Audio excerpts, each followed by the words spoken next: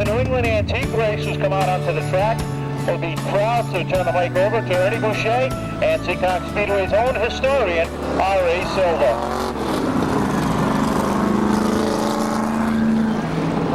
Thank you, Kevin, and it's a pleasure to be up here with Ernie again, one of the few people as old as I am. Thank you, Bob.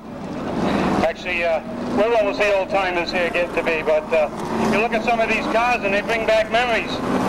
That 21 Vega wagon, you Seekonk regulars will remember that as a George Sabry running a car very similar to that, or it might even be that exact same car. That car was a derivative of a Richard Petty kit car. If you look at that car when it's parked, that's got all Chrysler Corporation front suspension, like from a Dodge Dart or a Plymouth Valiant. Pete Hamilton designed that car back in the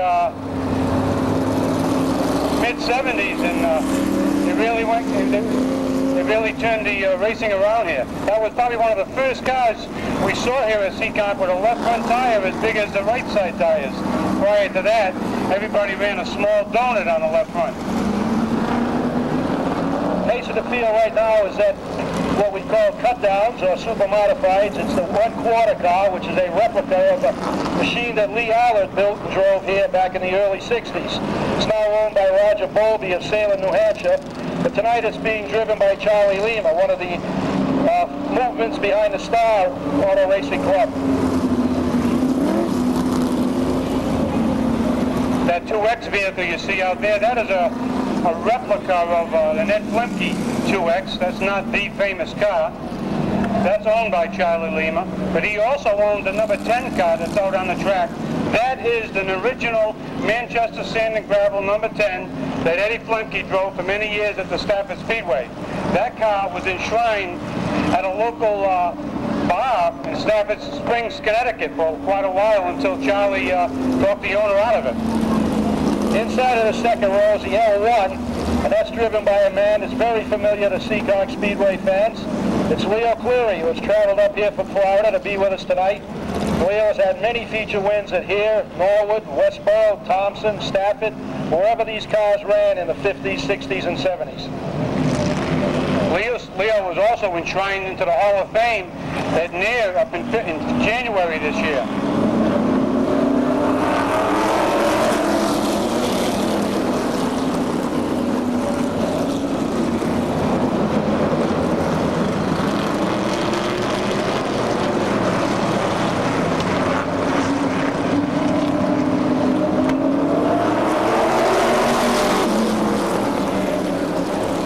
That 01 vehicle, we have one of the famous Astle brothers, John Astle.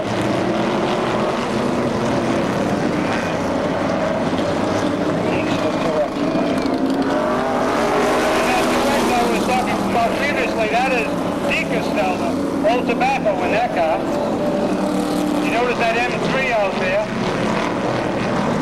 That's an old Mike Murphy car. That M3 stands for My Three Sons. Mike Stickler was made up by his 3 sons and his wife, ran for many, many years. He was also a school teacher. In the 30, the big coupe holder down low is Freddie Astle Jr., car that was driven by his dad, late Fred Astle Sr. So we have 3 of the racing Astle brothers out there right now.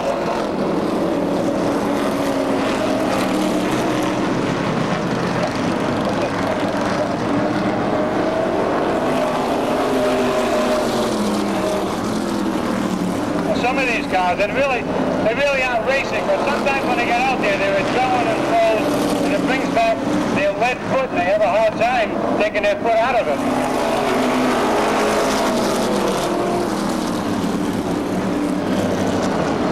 That late model you see out there, that number 35, that's reportedly an old Pete Fian knocker. Late model that ran Westboro, Stafford, Thompson, the whole New England circuit. He was called the traveling man back in his day.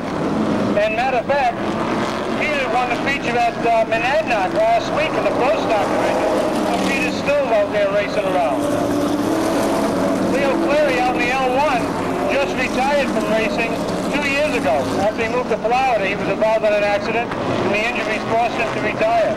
But he was in his 60s when he finally vacated the driver's driver's seat.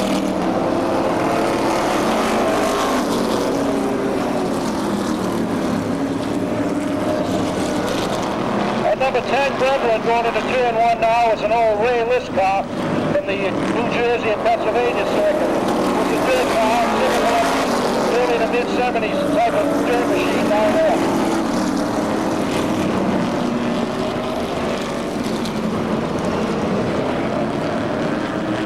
That 10, is that possibly at the bias chassis, or is that the bias chassis under that 10? I don't really remember that. You're putting me on the spot. I'm sorry.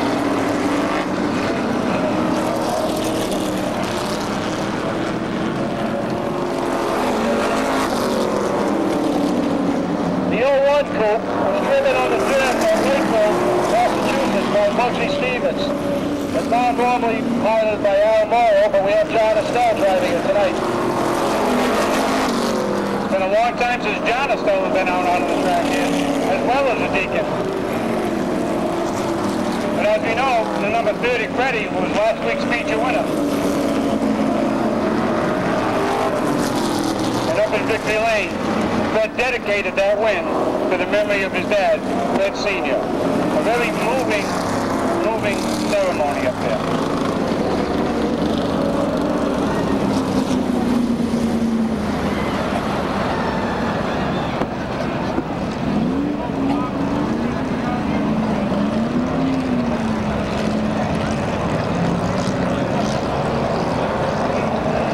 Fred Astle Jr. is taking the checkered flag, followed by his two uncles, in memory of his father, the late Fred Astle Sr.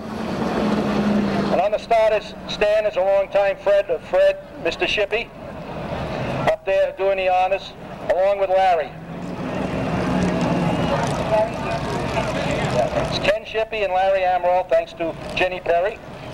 Two long-time supporters of Fred Sr. in his racing, and long-time friends.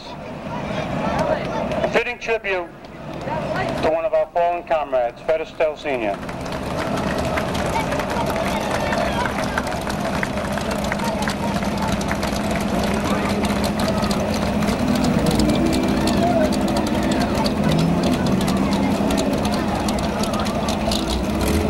Ironically, while attending the wake for Fred Sr., they had a real moving video and photo album that really showed his years of racing, and the number of people that he drove for was tremendous. He was one of the early drivers for Len Ellis's father or grandfather.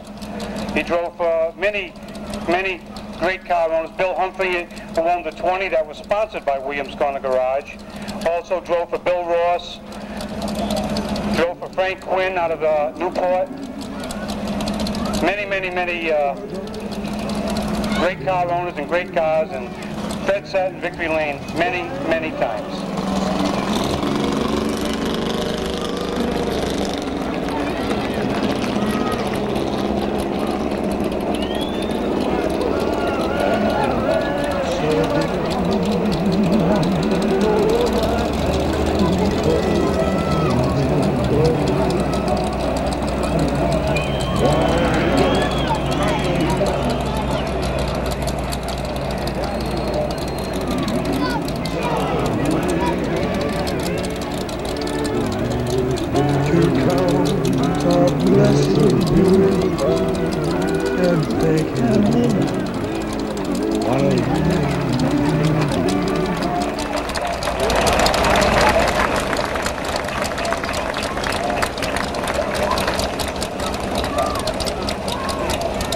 That car that Fred Jr. is driving, his dad Fred Sr. built that car many years ago when the antique races were first formed, and he wanted to have something that looked similar to something that we ran in the heyday of racing here at Seekonk, the old 46 Ford Flatheads.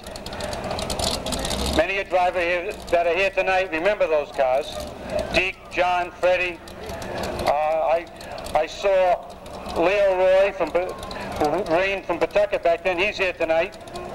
Leo doesn't get to the races that often, but he told me he had to be here tonight for Near and the Old Timers Night. It was good to see Leo.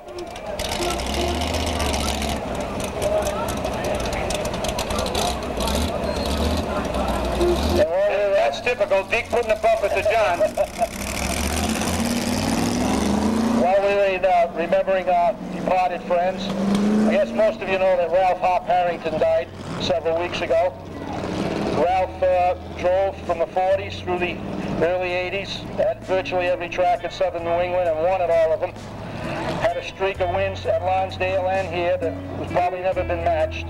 And also this week, we lost an old Seekonk and Lonsdale driver, Norm Duquette, who passed away at the age of 71. He won over 30 features here at Seekonk and Lonsdale. And we'd like you just to remember these people. They're all part of our history. Without the past, there'd be no today. Speaking of Norm Duquette, Ray, I remember growing up as a kid, which is many years ago. I used to see an old white cut-down sitting at a Sunoco station on Newport Avenue, Pawtucket, number 36. In fact, I was talking with Leo Roy about that tonight because they wound up selling that car to someone, and Leo did drive that here in the cut-down division for that owner. But I remember that car growing up. I didn't even know what race cars were, but I knew that was one. Yeah, I have a picture with me tonight of Norm getting the checkered flag here, 1955, and being congratulated by Rex Ricketts, who was the racing director for a time here in that year. And it was a white coupe with a dark top. I think it was like a checkerboard of some sort at one time.